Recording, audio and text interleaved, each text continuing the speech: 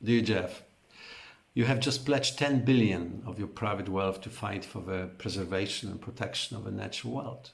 You're also an investor and board member in Breakthrough Energy Ventures, a 1 billion fund co-chaired by Mr. Bill Gates and the philanthropist John Arnold, with the aim to invest in promising experimental energy technologies.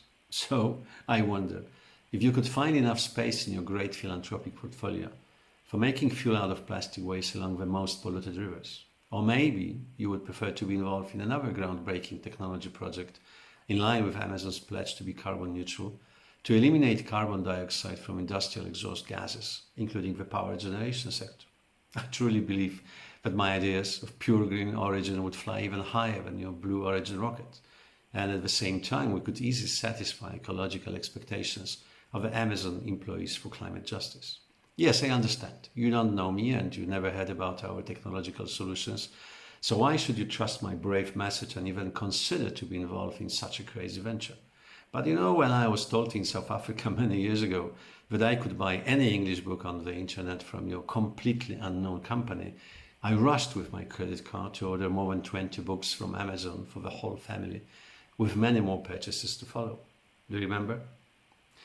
I guess you know everything about carbon dioxide and its hugely negative impact on our planet.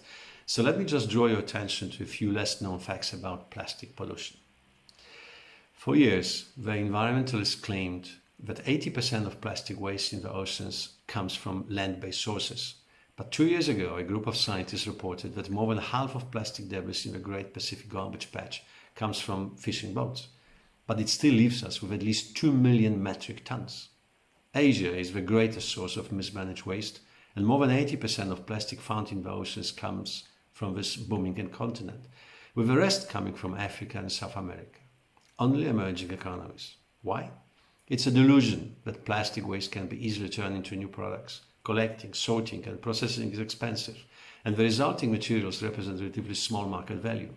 This is why more developed countries pay extra money to get rid of the plastic problem.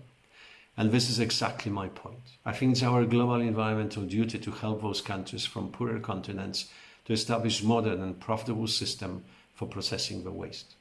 Fortunately, there is one piece of information which makes our challenge much easier to address.